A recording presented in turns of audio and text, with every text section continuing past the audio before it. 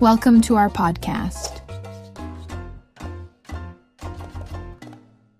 Learn English while sleeping. Have you ever felt like everyone else is moving faster than you? Like there's this invisible clock, ticking just for you, reminding you that you're late? Late to success, late to love, late to happiness. It's not just in your head. The world screams it. Every scroll, every story, every post with someone younger than you, doing something bigger than you. And even when you try not to compare, you do quietly, subconsciously, and it eats away at you. Makes you feel like your journey isn't enough, like you're not enough. That feeling has a name, FOMO, fear of missing out. But it's more than missing a party or a trip. It's the fear of missing life itself, of not becoming the person you hoped you'd be by now, of being stuck, invisible, forgotten. And I get it. You want to learn English, not just for a job, not just for school, but because it feels like a key to a door you're not allowed to open yet. You think, if I spoke better, if I understood more, maybe I'd feel more confident, more seen, more alive.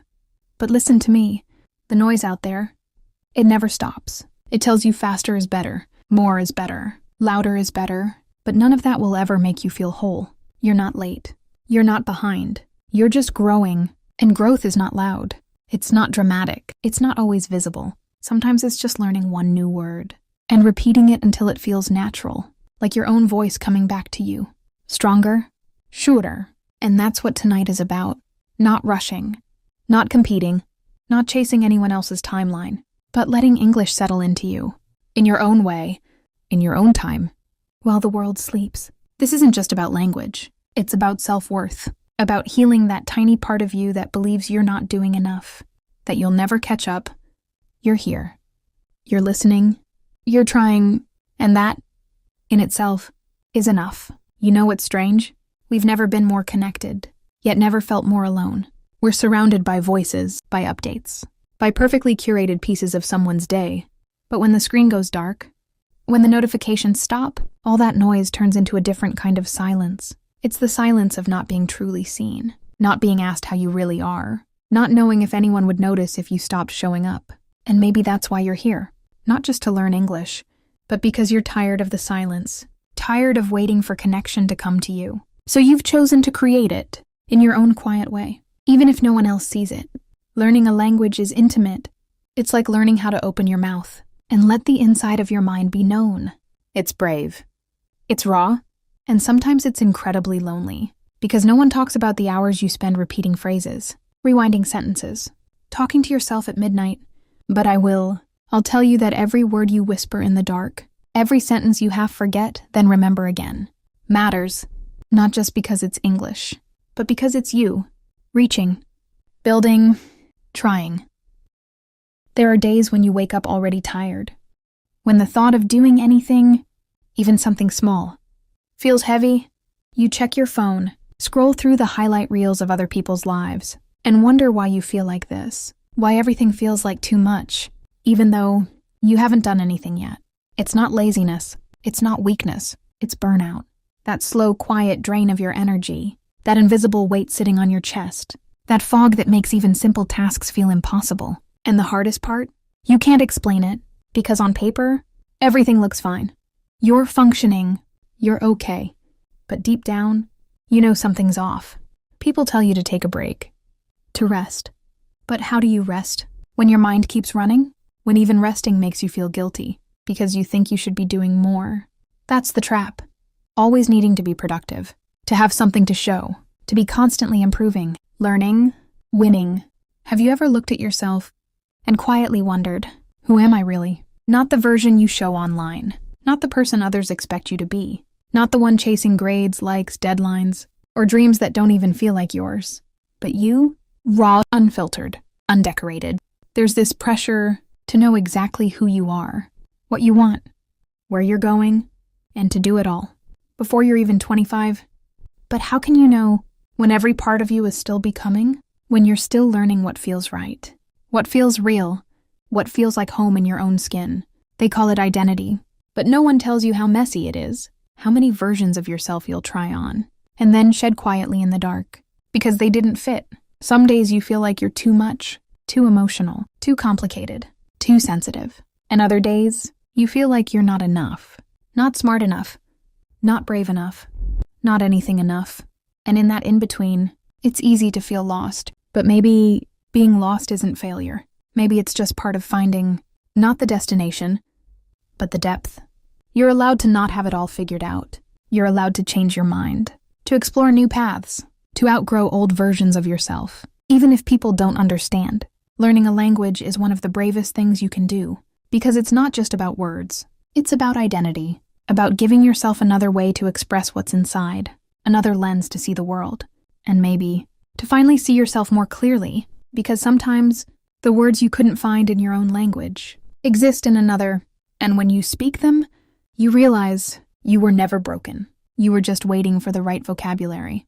To understand your own soul, there's this quiet fear that creeps in late at night, when the world goes silent and you start thinking about everyone else. They're moving, creating, winning, figuring things out, one step ahead, always.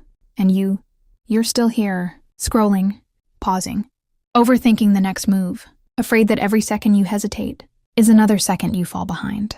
It feels like a race, but no one told you where the finish line is, or if there even is one. Everyone's timeline is flashing in front of you.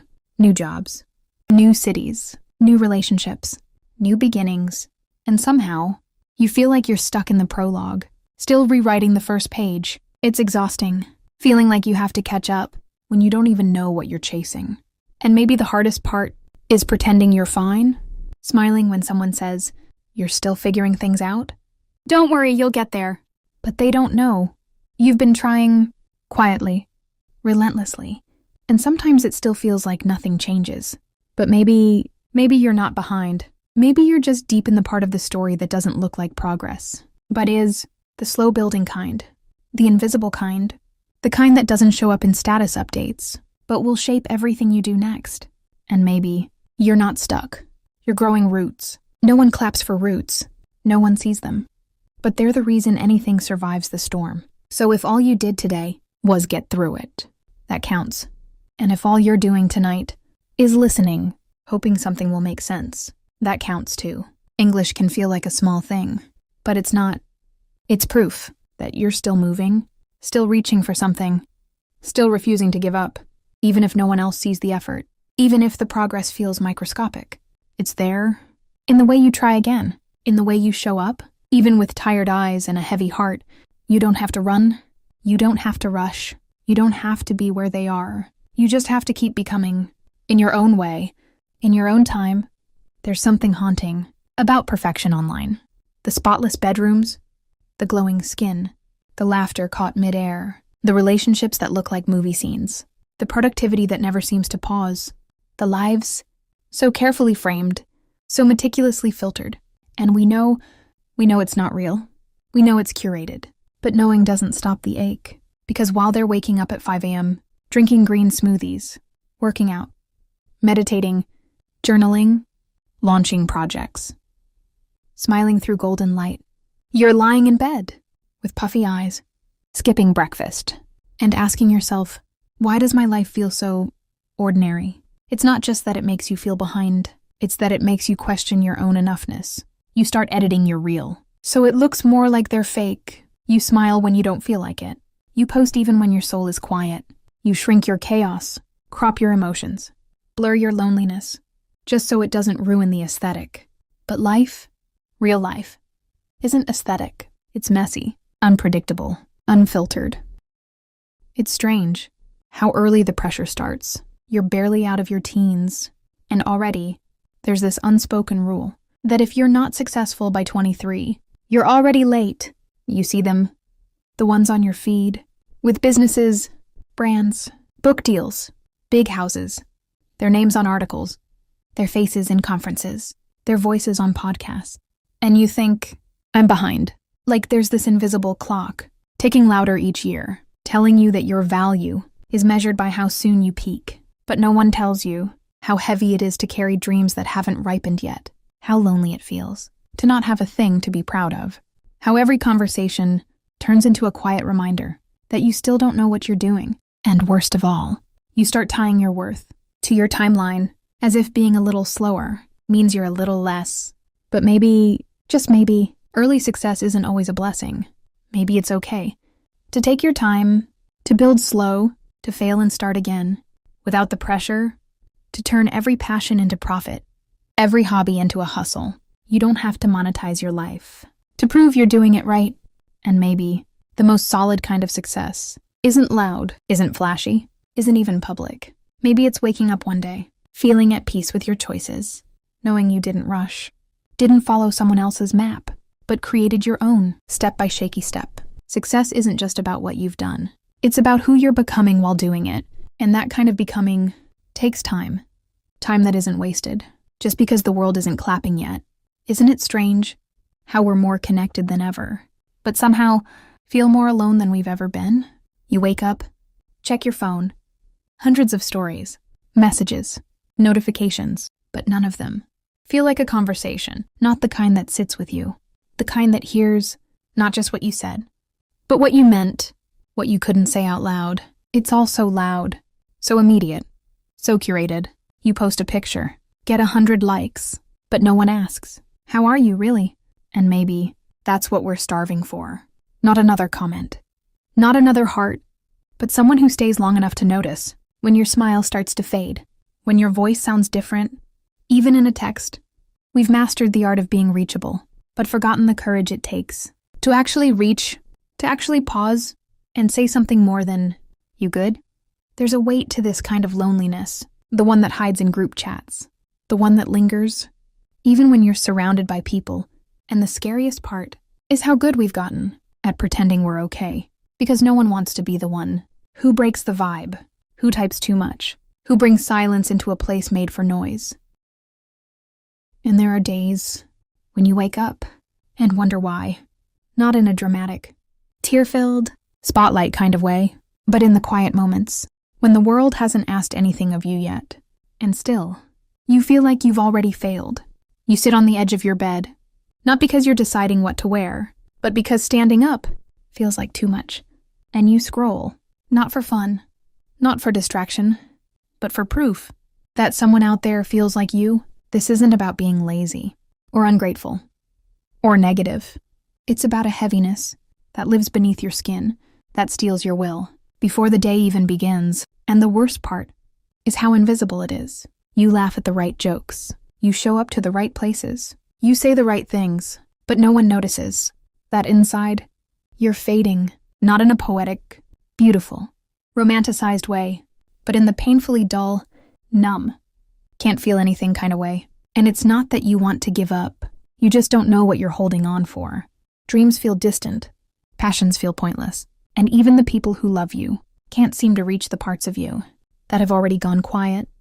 But somewhere, deep beneath the exhaustion, beneath the apathy, beneath the hopelessness, there's still a heartbeat, faint, but steady, like a small voice, saying, "Please, don't stop trying, even if today you only brush your teeth, even if today you only drink a glass of water, even if today you only survive. That still matters." You know, it starts early, before you even know what the word beauty really means. Someone makes a comment about your weight, your skin, your nose, the way your body exists in the world. And suddenly, you start to look at yourself through someone else's eyes. You stare at mirrors, not to admire, but to search for flaws, to fix, to shrink, to hide. And every time someone says, "You look so pretty today," your mind whispers, "Was I not yesterday? What changed? Why does this matter so much?" And then you see them, the ones who seem to glow effortlessly, online, on billboards. In real life, perfect jawlines, perfect skin, perfect everything. You start to wonder if being beautiful is the ticket to being seen, being heard, being wanted. And somewhere along the way, you begin to believe that you are not enough until you fit into their version of acceptable. You are not a product. You are not a project to be fixed. You are not less, just because someone else is more. And maybe the bravest thing you can do is show up as you are, without apology, without filter, without shrinking. Because real beauty is not built in a mirror. It's built in moments, in kindness, in resilience, in being fully, imperfectly, gloriously human. And no standard, no trend, no algorithm can ever define the quiet magic of simply being you. You ever feel like you're just going through the motions? Like your mind is on autopilot, and the thoughts you have are just recycled, shallow ones that don't really get you anywhere. It's like we've forgotten how to think, how to sit with our own ideas, how to wrestle with the messiness of our own thoughts. Instead, we scroll, we tap, we click, and we let someone else do the thinking for us. We live in a world where answers come fast, but the questions don't get asked. We're told what to buy, what to wear, what to feel, what to believe. And sometimes it's just easier to let someone else think for you. Because thinking takes time, takes energy, takes effort. It's easier to swipe through 1,000 opinions than to pause and ask yourself, what do I really think? What do I really feel? What do I actually want? We let the world tell us who we are, what we should want, and how we should act. But when was the last time you asked yourself what you want? Outside of the trends, outside of the noise? Because thinking isn't just about knowing facts. It's about reflection. It's about being able to sit in discomfort and face the parts of yourself that you might not want to confront. It's about having an opinion that's truly yours, even if it doesn't fit in, even if it's unpopular, even if it's messy. It's so much easier to repeat what we hear than to carve our own path. But the thing is, when we stop thinking for ourselves, when we let other people fill our minds for us, we lose the ability to connect with our own truth. We start running on autopilot, letting the world decide for us what's important, what's worth our time, what we should care about. But here's the thing. If you don't make time to think, if you don't carve out space for your own ideas, someone else will decide for you what's important, what matters, what you should believe. And in that silence, in that comfort of letting someone else think for you, you lose yourself, saying what you think, forming your own opinions, challenging what everyone else is saying. That's what makes you alive. That's what makes you real. So start thinking, start questioning, start reflecting, even if it's uncomfortable. Because the more you do it, the more you realize that your thoughts, your beliefs, your values, they matter, and you have the power to decide who you are, what you stand for, what you want to become. But first, you have to start thinking for yourself. We used to sit with things. We used to wait for a movie to load, for a book to unfold, for a thought to fully form. But now, it's all in 15 seconds. 15 seconds of someone else's perfect life, someone else's glow-up, someone else's story. And the moment it ends, you don't even process it. You just swipe. Another face, another voice, another joke, another ad, another rush of dopamine. That leaves quicker than it came. You don't realize it, but piece by piece, it's rewiring you. Your attention span shrinks. Your patience wears thin. Your threshold for silence is almost gone. You can't sit through a full meal without checking your phone. You can't watch a movie without skipping scenes. You can't listen to a person without zoning out halfway. Because your brain has been trained to expect constant stimulation. Every second, every scroll, every flick of your thumb. And maybe that's why we're so anxious all the time. Because our minds were never meant to consume this much, this fast, this often. Why read a book when a video can tell you everything in 30 seconds? Why sit with a thought when a new trend is already replacing the last one? But the cost is our depth, our focus, our ability to sit still with our own mind without reaching for a screen. They rewire your brain to expect everything fast, easy, loud, polished. And if it's not, you scroll, you skip, you shut down. They make it harder to love people who talk slowly, to read books that don't reward you in the first page, to sit with discomfort without fleeing into a distraction. They teach you that life should always be exciting, that you should always be stimulated, always entertained, always on. But real life is not a highlight reel. It's not viral. It's not optimized for clicks. It's slow, it's messy, it's quiet, it's mundane. And that's exactly where your growth happens. But if your brain is addicted to speed, addicted to novelty, addicted to pleasure that costs you nothing, you miss the deeper things that take time to feel, time to understand, time to earn. Your goals become harder to finish. Your thoughts become harder to follow. Your relationships become harder to maintain. Because everything in you screams for the next thing, the faster thing, the thing that feels like more. And before you know it, you stop trying. You stop caring. You stop building anything with weight. Because weight feels like a burden. When you've lived too long, floating on the surface, short videos aren't evil, but they are addictive, and addiction always has a price. The question is, how much of yourself are you willing to trade for the illusion of being entertained? You know what's strange? Most of us spend years trying to become someone we wouldn't even enjoy being with. We dress a certain way, talk a certain way, pick hobbies, not because we like them, but because they look good online, because they fit a vibe, because they match an aesthetic that doesn't feel like us, but gets more likes. And somehow, we call that becoming ourselves. But what if being yourself has nothing to do with how you look, or how productive you are, or how much you impress people? What if it's quieter than that? More invisible? Like the way you breathe easier when no one's judging, the way your laugh changes when you're with someone who truly sees you, the way time disappears when you're doing something that feels like home, even if it's not impressive, even if no one's clapping. Well, we spend so much energy trying to be better that we forget how to just be, and the moment you stop trying to outrun yourself is the moment life starts to feel real, because the present isn't waiting for you to become someone. It's asking you to notice that who you are right now is already worth paying attention to.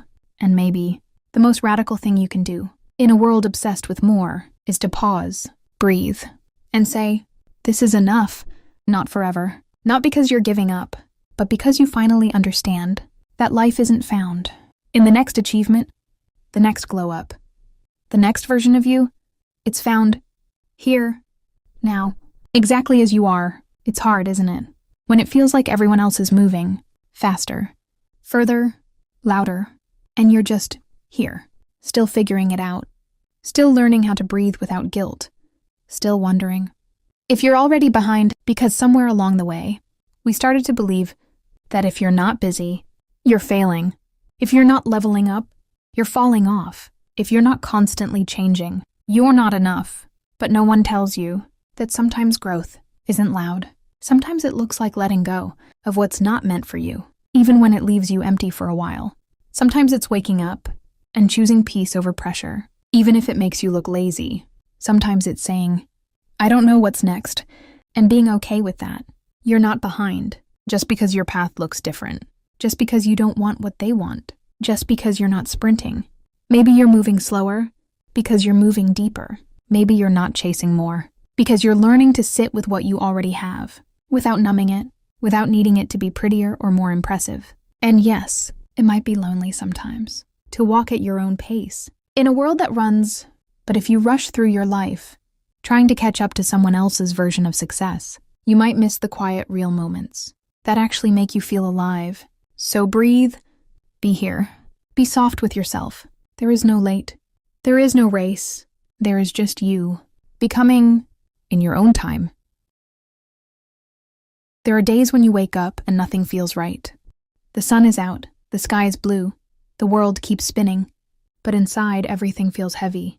You stare at your reflection, wondering when you stopped recognizing the person in the mirror. You try to smile. It doesn't reach your eyes. You get dressed. You show up. You say you're fine. And maybe you even believe it for a second. But deep down, there's a weight you can't name. And you start to wonder, is it just me? Why can't I just be okay like everyone else? Why does it feel like I'm falling behind in a race no one else seems to be running? We live in a world that worships positivity. Be strong. Stay grateful. Think happy thoughts. Smile through the pain. And while there's beauty in resilience, there's also danger in pretending. Because sometimes what we need isn't a pep talk. Sometimes what we need is permission to feel, to break, to sit in silence without rushing to fix ourselves. It's okay to not be okay. It doesn't make you weak. It makes you human. You don't have to have the answers right now. You don't need a 5-step plan to escape the sadness. Some days are just hard, and that's not a failure. It's a part of being alive. Maybe today, you didn't get out of bed as early as you wanted. Maybe you didn't reply to that message. Maybe you looked at your to-do list and felt paralyzed. That doesn't mean you're broken. It means your soul is asking for something. A pause, a breath, a moment of honesty. Pain isn't a flaw to be erased. It's a voice. It says something matters. Something hurt. Something needs time, and it's okay to give it that time. You don't owe anyone a version of yourself that's always smiling. You don't have to be inspiring every second of the day. You don't need to hide your tired eyes or your trembling hands. Some of the strongest people are the ones who let themselves unravel, not because they've given up, but because they know healing begins where pretending ends. You know that feeling when everyone else seems to be moving on, and you're stuck in the same chapter, rereading the same sentence, wondering when your story will start making sense? Some days it's not about being dramatic. It's about surviving, waking up and choosing to breathe again. Even when it feels like the air is made of stone, you don't have to prove your pain to anyone. Not every wound is visible. Not every struggle has a name. Sometimes the hardest battles are the quiet ones, the ones fought in the mind, behind closed doors, with no audience, no applause. And still, you get up, you move, even if you're just going through the motions.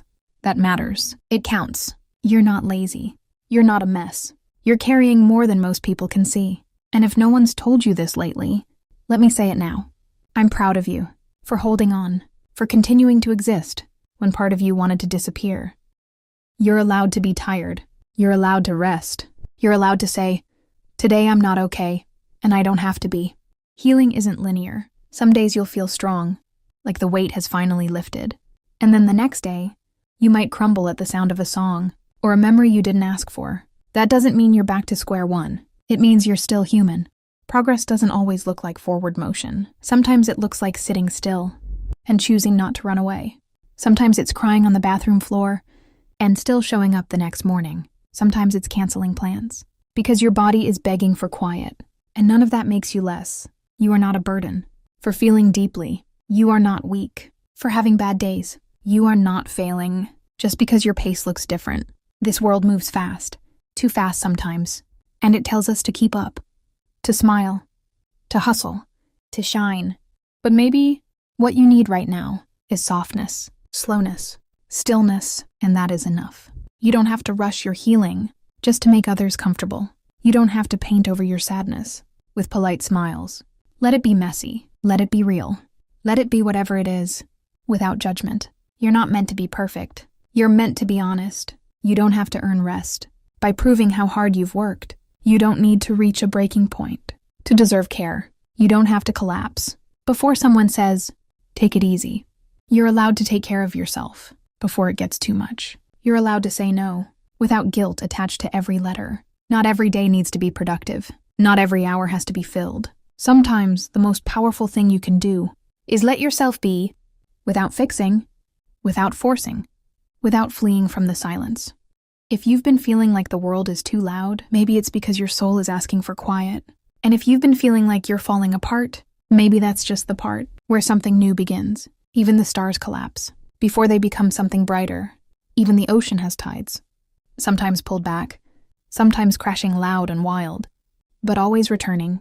You too can come back to yourself, not all at once, not in a grand moment, but slowly, softly, moment by moment. There's beauty in that. There's strength in simply surviving. And I know, some nights feel endless. Some thoughts echo so loudly. You forget what silence even feels like. But you've made it through your worst nights before. You're still here. There's something incredibly brave about that. About choosing to stay, even when it hurts, even when it doesn't make sense. You don't have to explain your sadness to make it valid. You don't need permission to feel what you feel. You're allowed to exist in all your complexity. The joy, the fear, the softness, the grief, the quiet hopes you don't dare say out loud. You know, there's something magical about laughter, something we don't think about much. It just happens. You hear a joke, you see something ridiculous, someone makes a silly face, and suddenly, there it is. That rush of joy, that moment where everything feels lighter. Laughter. It's one of the purest, most human things we do. And yet, most of us don't even realize how powerful it is. Think about it. When was the last time you laughed so hard your stomach hurt? So hard you couldn't catch your breath? So hard you forgot, just for a second, everything that was weighing you down? Moments like that don't just feel good. They do good. They change you. They change the people around you. They change the way life feels. Scientists will tell you that laughter releases endorphins, lowers stress hormones, improves circulation. All true. It's like free medicine. But you don't need science to know that laughing makes life better. You feel it.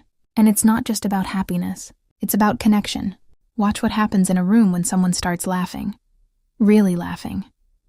It spreads. People who were just sitting there, lost in their own thoughts, suddenly wake up. Their shoulders relax. Their faces soften. They join in. For a moment, there's no stress, no awkwardness, no overthinking. Just people sharing something real. That's the thing. Laughter isn't just a reaction.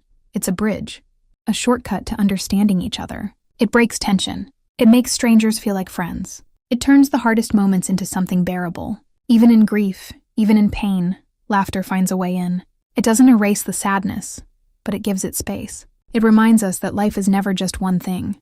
It's loss and love, struggle and joy, heartbreak and humor, all at once. And sometimes, in the middle of the mess, all you can do is laugh. And then there's the kind of laughter that stays with you. The kind you hear in your head years later. Maybe it's the sound of someone you lost. Maybe it's a moment so ridiculous you still can't believe it happened. Maybe it's just the way someone used to say your name. Little echoes of joy, tucked away in the past, waiting to remind you that you were here, that you felt something, that life wasn't just a list of things to do, but a collection of moments, some of them so absurd, so full of light that they had to be laughed at. So why don't we laugh more? Somewhere along the way, we start taking things too seriously. Ourselves, mostly. We start thinking laughter has to be earned, that we need a reason to let go. That being serious means being strong. But real strength? It's knowing when to drop the weight, when to let joy in, when to laugh. Not because everything is perfect, but because it isn't. Because the world is ridiculous and unpredictable, and completely out of our control. And sometimes the best thing we can do is throw our heads back and let out the loudest, messiest, most unfiltered laugh possible. Maybe that's the secret. Maybe laughter isn't about forgetting our problems, but facing them differently. Maybe it's not about ignoring pain, but making room for something else too. And maybe, just maybe, the happiest people aren't the ones with the easiest lives, but the ones who find the humor, who look for it, who hold on to it like a lifeline. Because in the end, life is funny. Even when it's hard, even when it hurts, even when nothing makes sense. And if we can remember that, if we can laugh even then, maybe we'll be okay. And you know what's fascinating? Laughter has this strange, almost rebellious quality to it. It refuses to ask for permission. It just bursts out, even in places it shouldn't. Ever been in a serious situation, a meeting, a funeral, a moment of absolute silence, and for some reason, something small, something absurd, makes you want to laugh? You try to hold it in, but that just makes it worse. Your shoulders start shaking. Your brain is screaming, not now, not here, but your body doesn't care. That's because laughter isn't polite. It doesn't wait for the right time. It doesn't care about rules, it just is. And maybe that's why it feels so good. Because it's one of the few things in life that's completely unfiltered. It's honest. It's real. And if you really pay attention, you'll notice something else. The people who laugh the most, they aren't always the ones with the easiest lives. Sometimes they're the ones who've seen the hardest things. The ones who've walked through the fire. The ones who should be bitter, but instead, they're the ones making everyone else laugh. They're the ones cracking jokes in the hospital room, finding humor in the chaos, making light of the things that could have broken them. Why? Because laughter is survival. It's resilience. It's looking life in the face and saying, "You don't scare me." It's proof that no matter what's happened, no matter how dark things have been, there's still something inside that refuses to give up, that still wants to play, that still believes in joy. And here's something else to think about. Laughter doesn't need a reason. Not really. Sure, jokes help. Funny stories, clever punchlines. But the deepest, most uncontrollable laughter, it comes from the unexpected. The way someone phrases a sentence, a look, a shared moment of absurdity that nobody else would understand. It's not about what is funny, it's about who you're laughing with.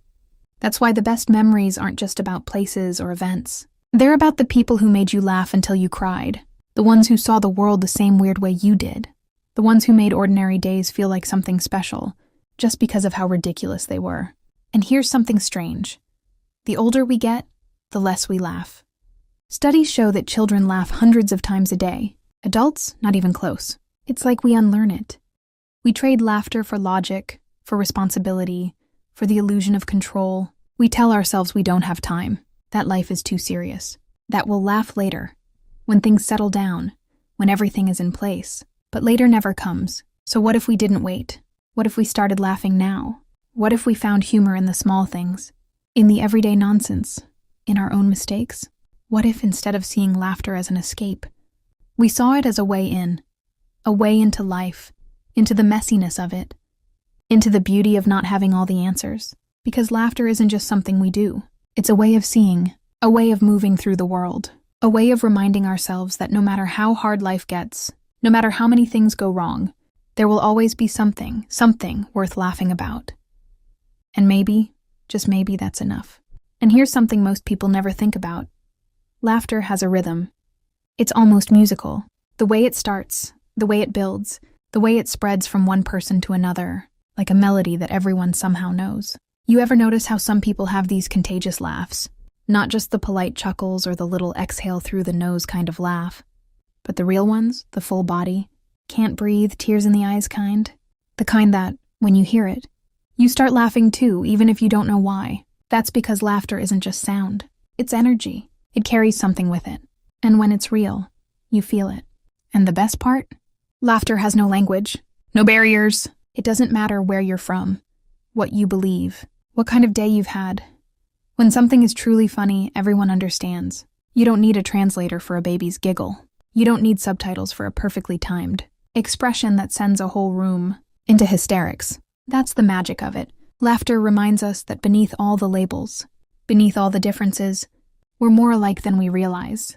And yet, for something so natural, so instinctive, so deeply human, we treat it like an afterthought, like a luxury, like something we'll get to if the day goes well, if the work gets done, if life decides to be kind.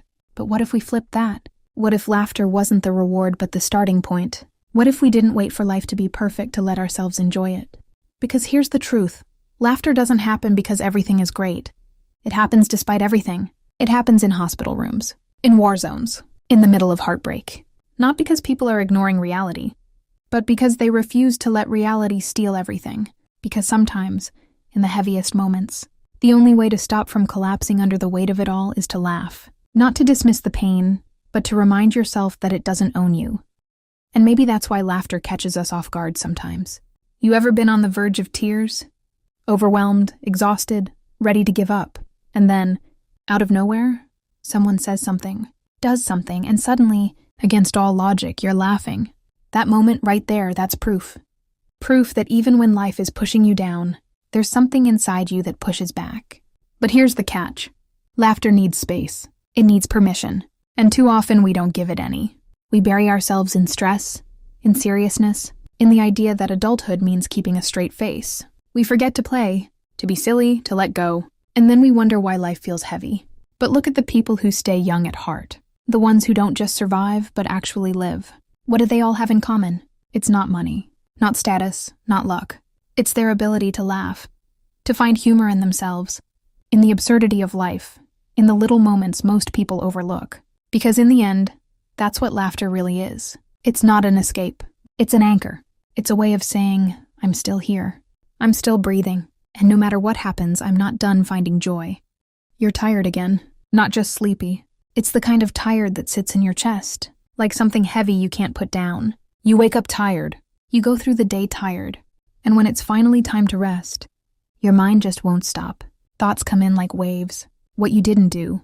What you should have done. What tomorrow might bring. It's like your body wants sleep, but your brain didn't get the memo.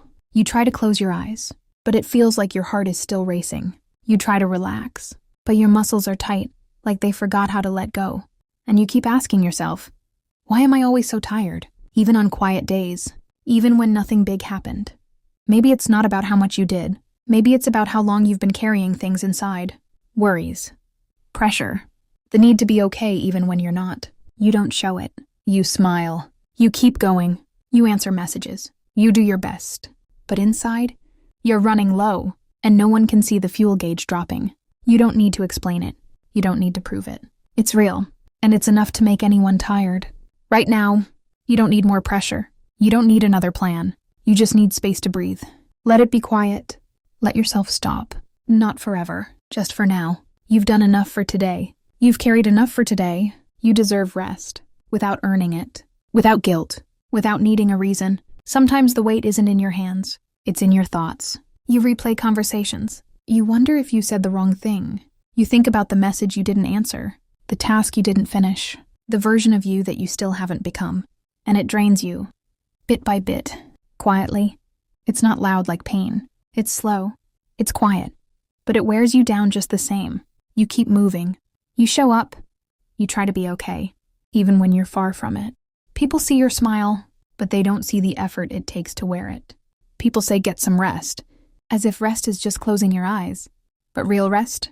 It's not sleep alone. It's feeling safe. It's not waiting for the next thing to go wrong. It's not holding your breath all day, then wondering why your chest feels tight at night. No more tired. Not the kind that follows you everywhere. Not the kind that no one understands. Not the kind that becomes normal. You were not made to run on empty. You were not built to carry everything in silence. You're allowed to pause, to not have all the answers, to not be strong tonight. You can let the noise fade. You can let your heart slow down. You don't have to be everything right now. You just have to be here. Breathe in. Feel the air fill your lungs. Breathe out. Let some of the weight go with it.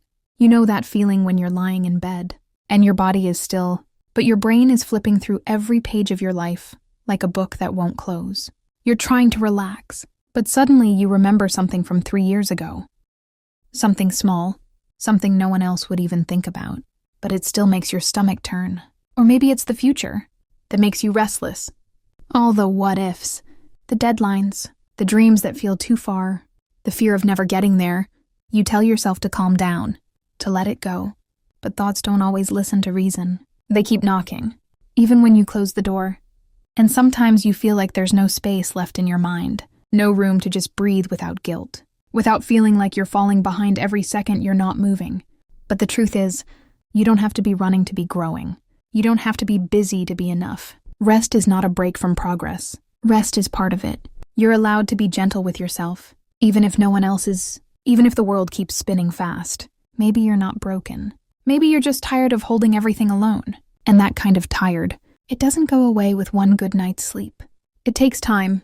It takes being honest with yourself. Really honest. You keep telling everyone you're fine, but you wish someone would ask again. Ask in a way that makes it feel safe to answer truthfully. You wish someone would sit with you, not try to fix you, not tell you to cheer up or just think positive. Just sit and understand. But even if no one does, you can be that person for yourself. You can close your eyes and say, I see you. I know you're tired. And it's okay. You don't need to earn peace. You don't need to perform for rest. You are allowed to just be. Sometimes doing nothing is exactly what your soul needs. No screens, no noise, no pretending. Just you, your breath, and the quiet that's been waiting for you to finally slow down. Because beneath the pressure, beneath the tired, there's still you, still whole, still worthy. You've been running from rest, like it's something you don't deserve. Like it's a prize you get only when you've ticked every box. But what if rest is not the reward? What if it's the beginning? What if everything starts here, in this stillness, in this quiet, in this moment where you choose yourself? Not because you're done, but because you matter. Even unfinished, even uncertain, even tired. This is the kind of rest that heals, not just your body, but the parts of you that no one sees. The part that keeps saying just one more thing. The part that thinks love has to be earned. The part that never feels like enough. You can put all that down now, just for tonight. You don't need to carry every fear into tomorrow. You don't need to carry every voice in your head that says try harder. What if you're already doing more than enough? What if who you are, right now, is quietly brave, not the loud kind of brave, but the kind that keeps showing up? Even when your heart feels heavy, you don't have to fix your life in one night. You don't have to wake up with all the answers. Sometimes, rest is the most honest thing you can do. So let go of the pressure, just for a while, and come back home to yourself. Not the perfect version, just the real one, the one who's tired, and still trying, the one who wants peace more than applause.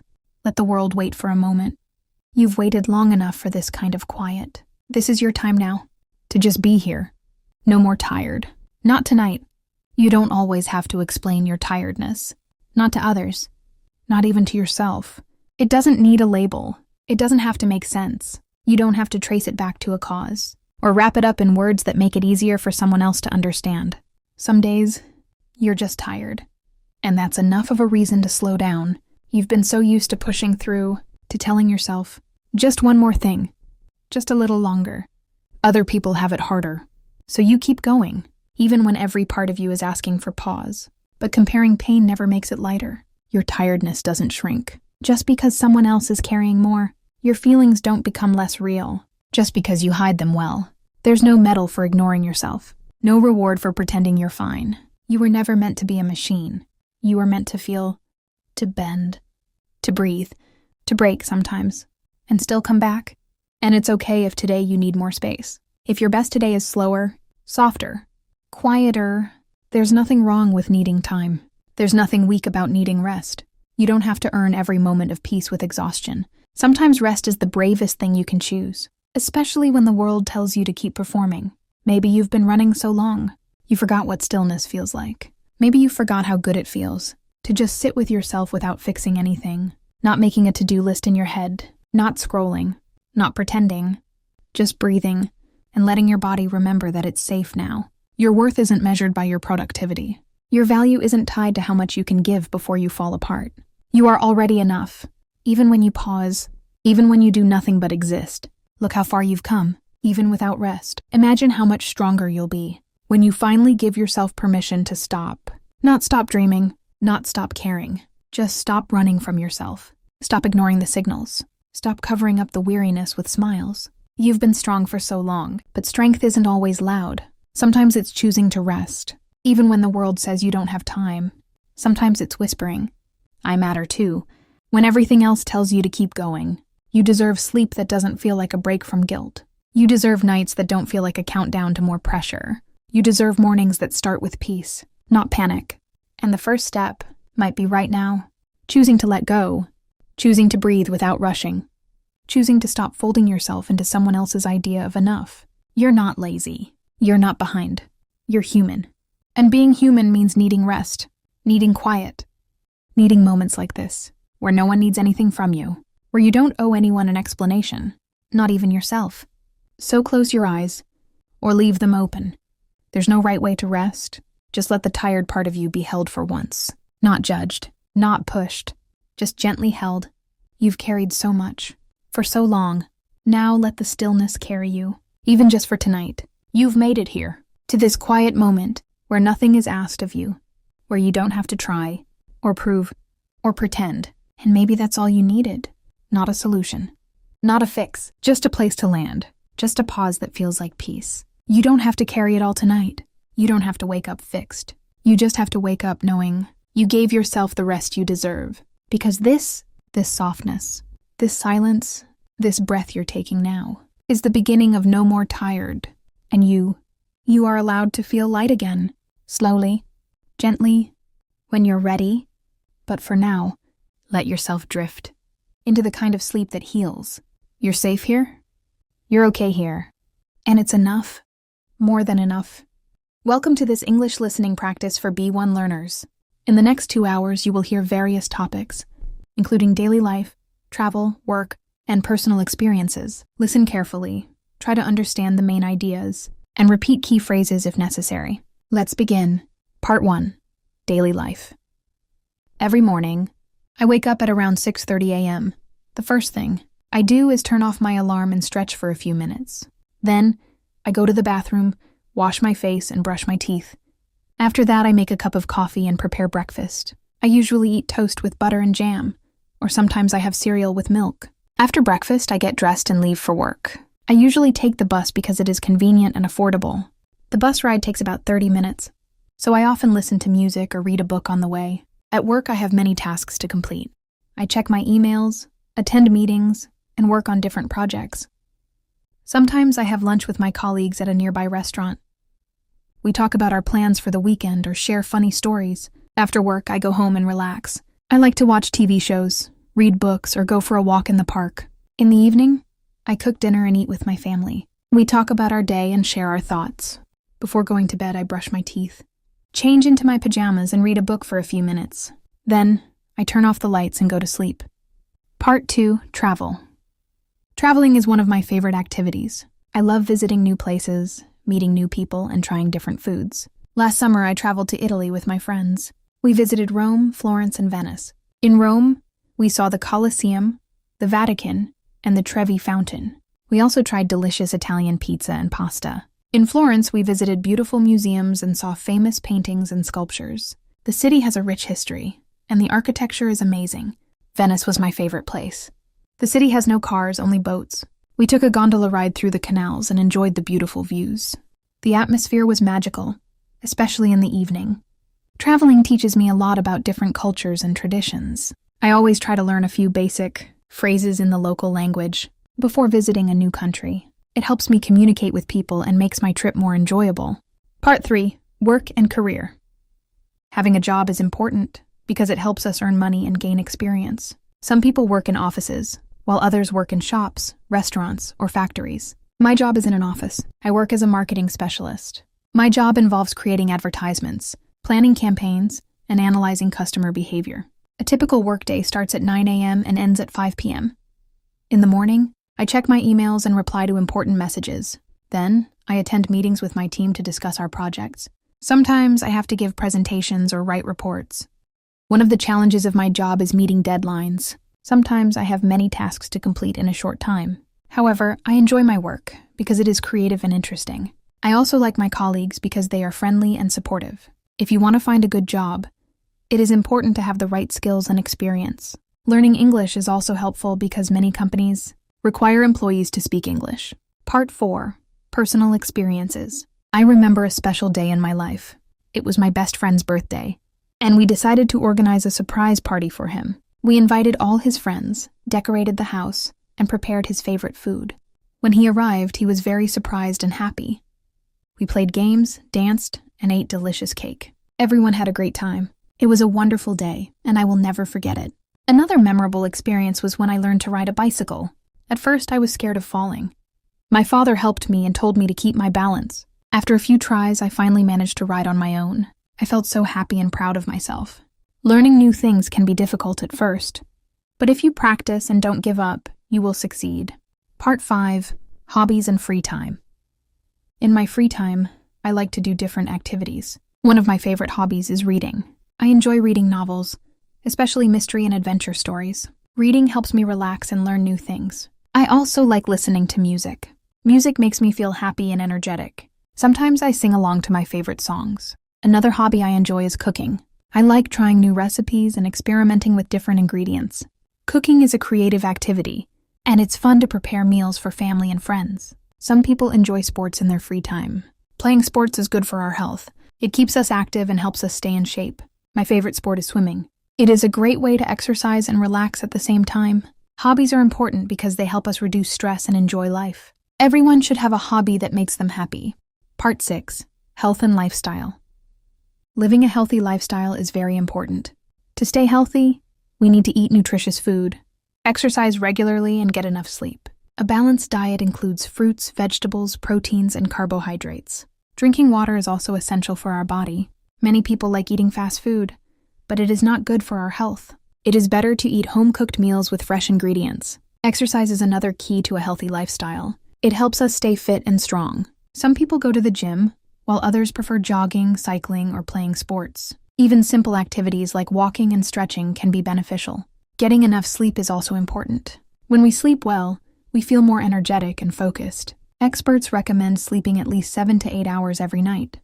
In addition to physical health, mental health is important too. Spending time with family and friends, doing activities we enjoy, and managing stress can help us feel happy and relaxed. Part 7. Future plans and goals. Everyone has dreams and goals. Some people want to travel the world, while others want to start their own business. My goal is to continue learning and improving my skills. I believe that learning never stops, no matter how old we are. One of my short-term goals is to improve my English. I practice every day by listening, speaking, reading, and writing. My long-term goal is to have a successful career and be happy in my personal life. To achieve our goals, we need to work hard and stay motivated. Sometimes we may face challenges, but if we keep trying, we will succeed. Part 8. Technology and social media. Technology has changed the way we live, work, and communicate. In the past, people used letters and landline phones to stay in touch. But now we have smartphones, social media, and instant messaging. Social media platforms like Facebook, Instagram, and TikTok allow us to connect with friends, share updates, and discover new information. However, spending too much time on social media can be unhealthy. Some people compare themselves to others and feel unhappy. That's why it's important to use technology in a balanced way. Apart from communication, technology also helps in education. Many students take online courses, watch educational videos, and use apps to learn new skills. It has made education more accessible to people all over the world. At work, technology has made tasks easier. We use computers to write emails, create presentations, and store important documents. Many jobs now require basic computer skills, so learning how to use technology is essential. Although technology brings many benefits, it also has some disadvantages. Cybersecurity is a major concern, and people need to be careful about sharing personal information online.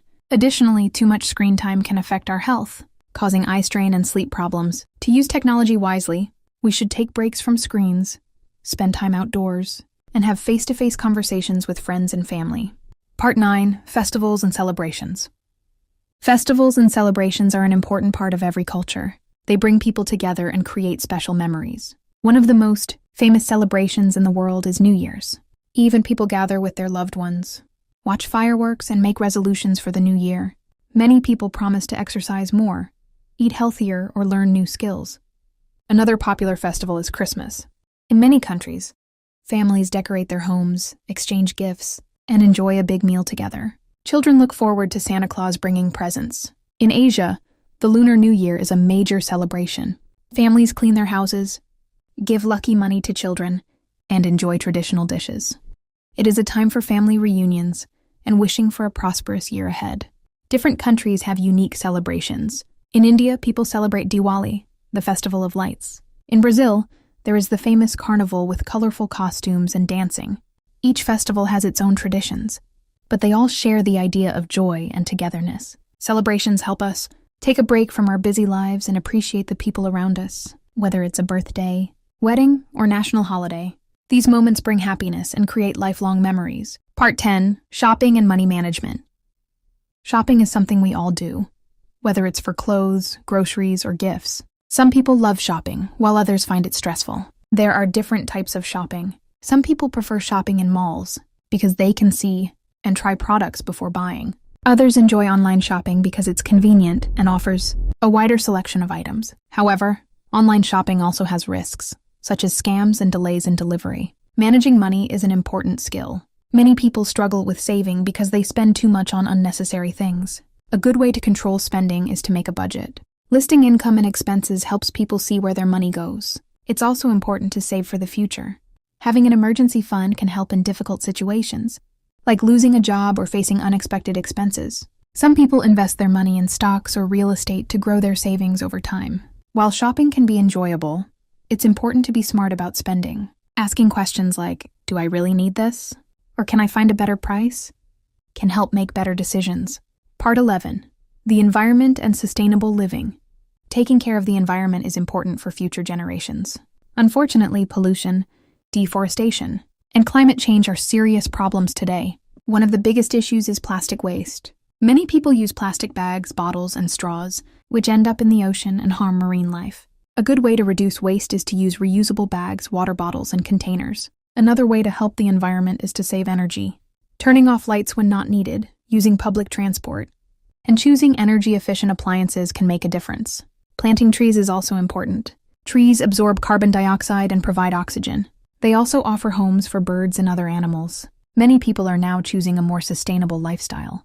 They buy local products, eat less meat, and recycle whenever possible. Even small actions like not wasting food or using less paper can have a positive impact. Protecting the environment is a shared responsibility. If everyone makes small changes, the world can become a cleaner and healthier place.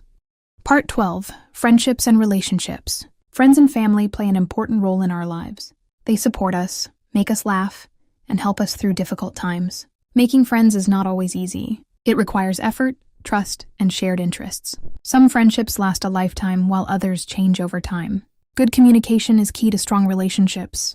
Listening to others, being kind, and solving problems calmly help maintain good connections. Arguments are normal, but it's important to apologize and understand each other's feelings. In romantic relationships, trust and respect are essential. A healthy relationship is based on understanding and supporting each other's goals. Even though modern technology allows us to stay in touch, spending quality time together is still important. Simple things like having a meal together or going for a walk can strengthen relationships. Building and maintaining strong relationships takes time, but the happiness and support they bring make it worth the effort. Part 13. Learning new skills. Lifelong learning is important for personal and professional growth. Whether it's learning a new language, playing a musical instrument, or improving computer skills, new knowledge opens up many opportunities. One of the best ways to learn is through practice. For example, if someone wants to learn English, they should listen to English daily, speak with others, and read books. Making mistakes is part of the learning process, and it's important not to give up. Many people also learn by watching online tutorials or taking courses. The internet has made learning easier and more accessible. Having a growth mindset helps with learning. Instead of thinking, I can't do this, it's better to say, I will get better with practice. Learning new skills is not only useful for jobs, but also for personal satisfaction. It keeps the mind active and helps people feel more confident. Part 14. Different types of homes and living spaces. People live in many different types of homes, depending on their culture, lifestyle, and financial situation. Some people live in large houses with gardens, while others live in small apartments in busy cities. In the countryside, houses are often bigger, with more space and fresh air. Many people enjoy the quiet environment and the beauty of nature.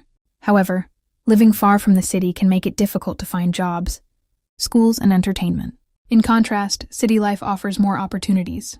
People living in apartments or shared housing can easily access public transportation, shopping centers, and cultural events. However, cities can be crowded and noisy, which some people find stressful. In some places, people live in unique homes. For example, in the Netherlands, some people live in houseboats on rivers and canals. In Japan, there are capsule hotels, which provide small sleeping spaces for travelers.